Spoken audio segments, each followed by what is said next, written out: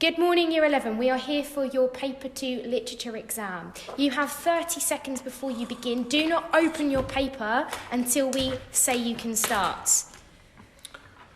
Okay. It's going to be okay. Literature Paper 2. I've revised all the poems. I know them all. Bayonet charge is going to come up. Just hope it's not tissue. It's not going to be tissue. No way it's going to be tissue. Open your papers. Oh, God!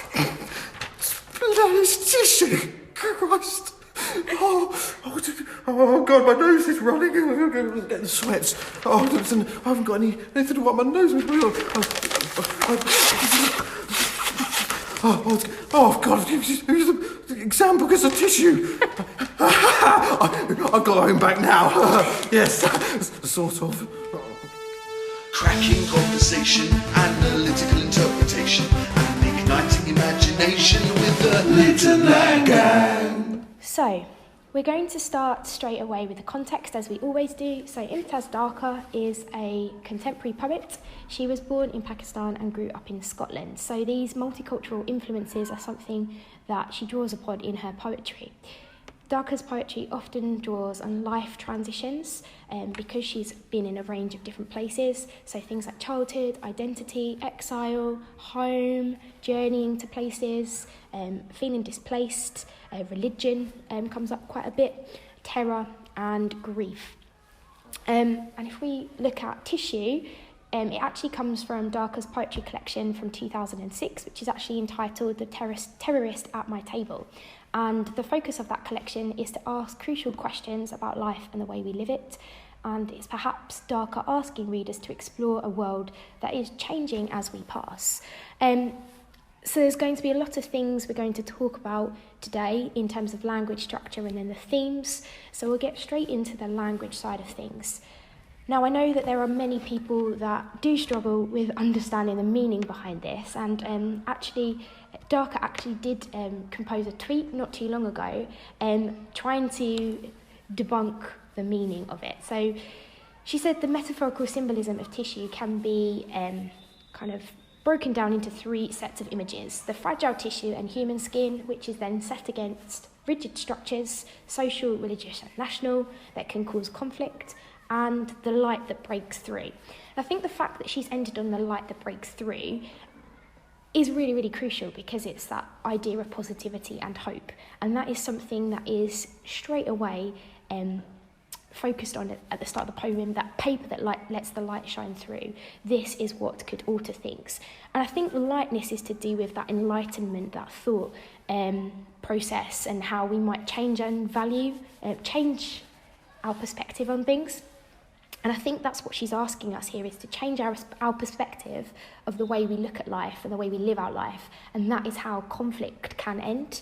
And if we do open up our minds a little bit more, it could be used to represent the truth. So she may be suggesting that because society has moved away from a moral way of thinking, that is why we need to return to some of the key texts like religion, because she mentions the Quran in stanza 2. Maybe if we were to learn from those kind of texts, we might find ourselves in a more light and hopeful society.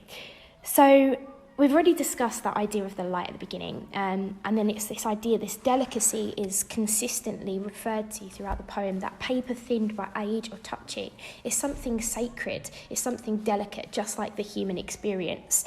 And I didn't touch upon the idea that the tissue isn't just like tissue paper, but also the stuff that makes up our bodies, the tissue, the human tissue that we have. And in stanza 2, she kind of moves. There's a lot of enjambment, which I will come to in the structure section. She moves on to talking about the Quran.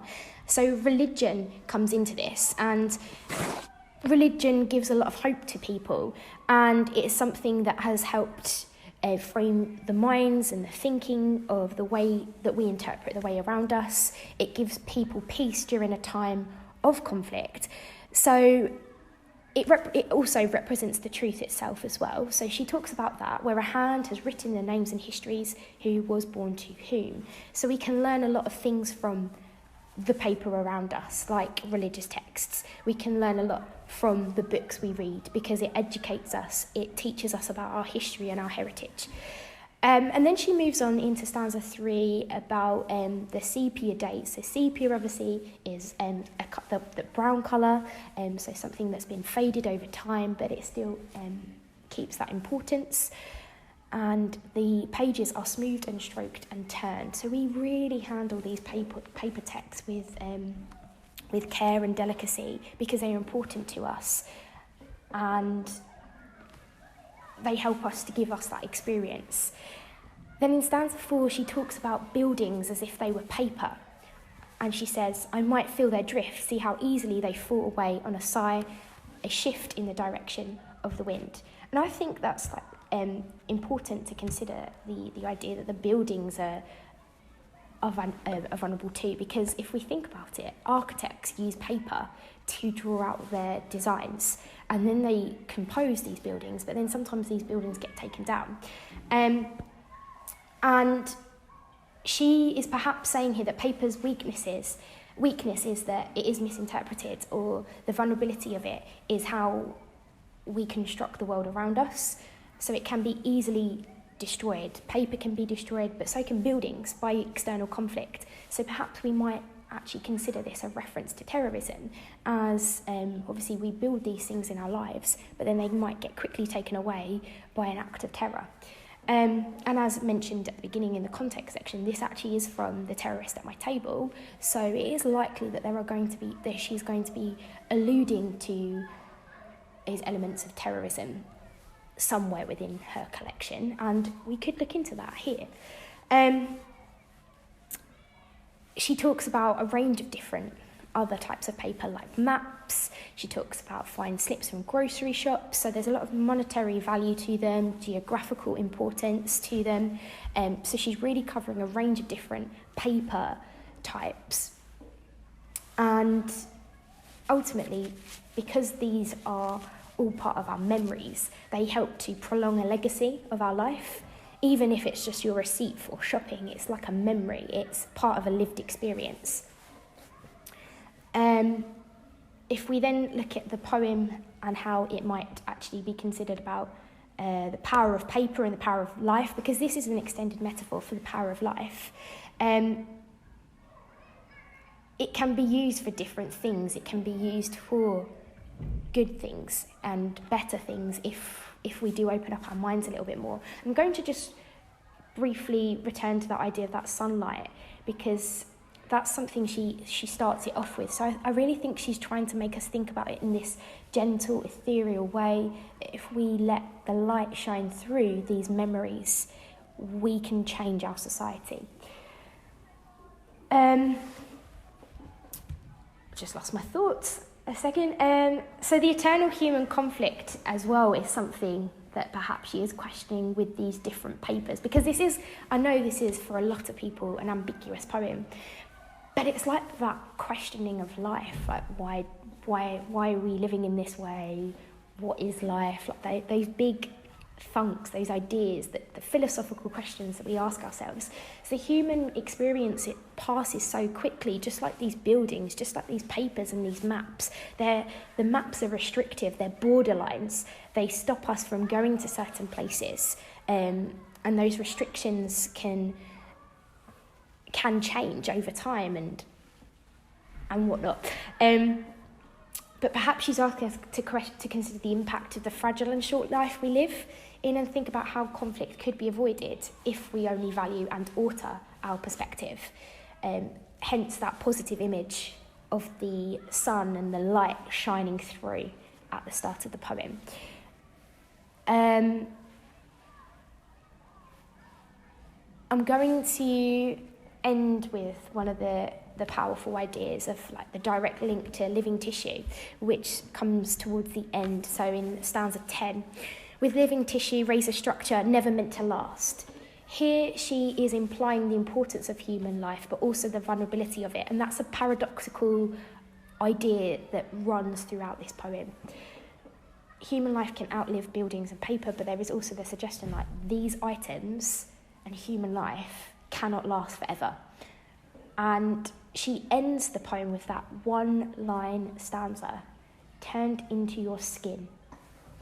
All of these experience, all of these memories, all of these paper structures around us all become a part of us and our legacy. And I really think that's a powerful ending to the poem.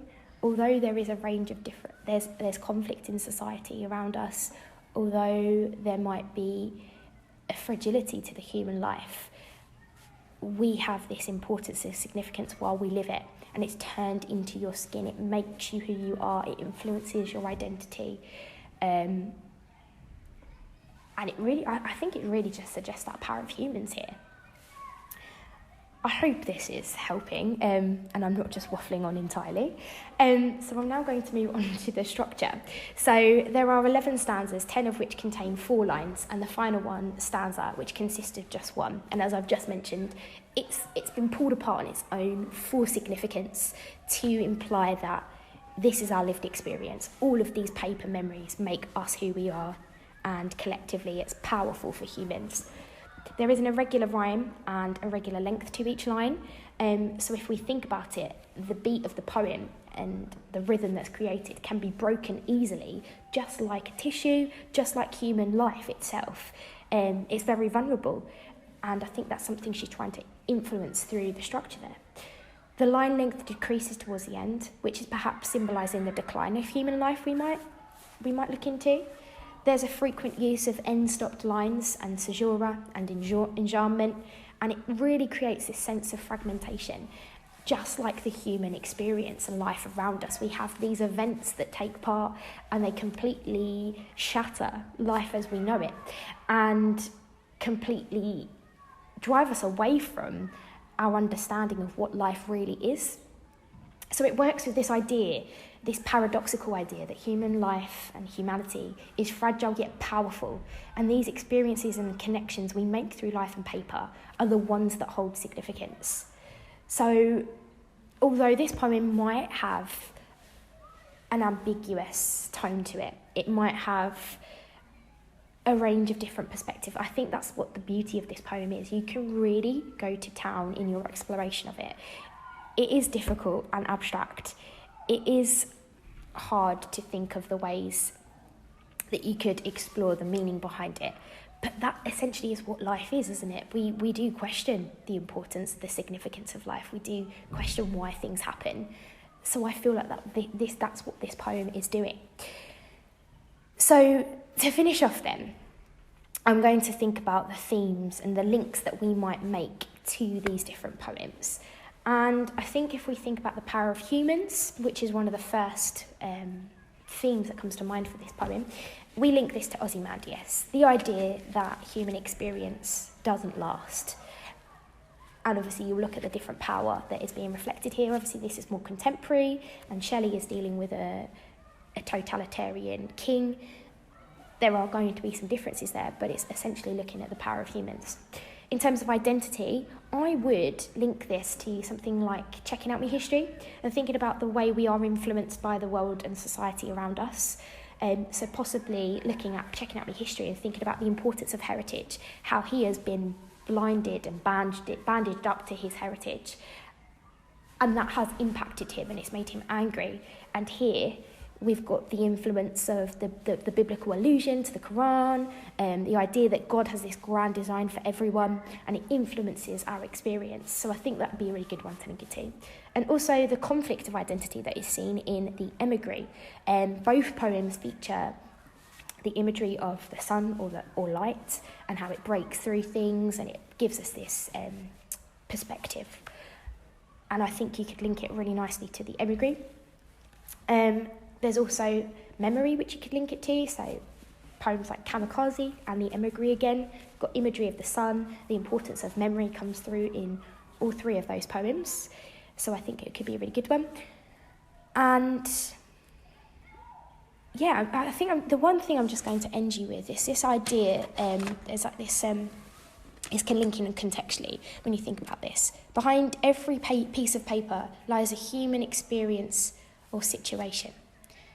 And I think that's really, really powerful, this idea that behind every piece of paper there's a human experience. There's something that's contributed to that idea, to that religious text, to that design. So it's an extended metaphor for the life that we live and the construct of living.